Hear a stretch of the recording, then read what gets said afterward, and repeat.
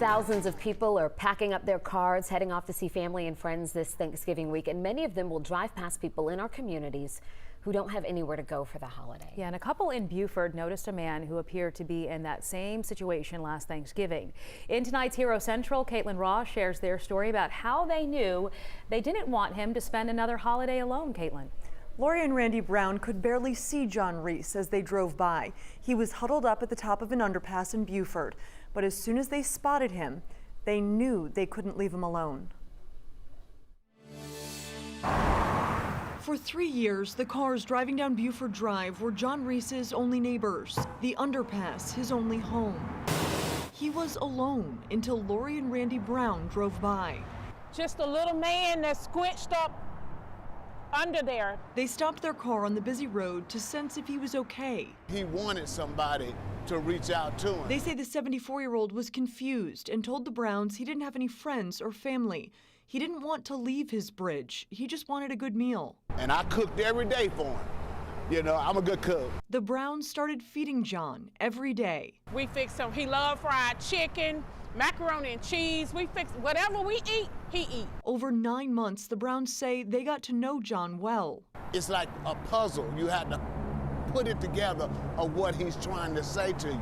They became his family. Every time we bring him something, I love you. I love you, darling. And he calls me mama and calls Randy daddy. But one day this fall, the Browns went to bring him dinner, and John was gone. So Lori went on the hunt. She called every and anybody to find out where is John. They found out John had been hit by a car and was in the hospital listed as a John Doe. They say he couldn't remember his own name or anyone who loved him until the Browns walked into his hospital room. Hi, Daddy. Hi, Mama. He was real agitated because he didn't know anybody, because he was afraid. John still has a long way to go. They don't know when he'll be released from the hospital or what support he'll need. But they say he's come a long way since they first saw him under that bridge. He's come to understand that he's loved. It just makes you feel like what you're doing is worth it. What you're doing is really worth it. Lori and Randy started a fundraiser for John, and hundreds of people in the community have already contributed. Since the news of what the Browns are doing for John started to spread, they say 3 other people struggling with homelessness have already reached out for help.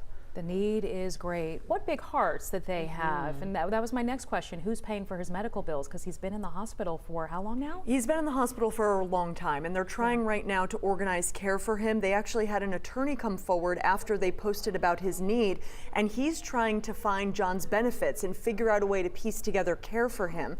The Browns are still bringing John their home-cooked meals in the hospital.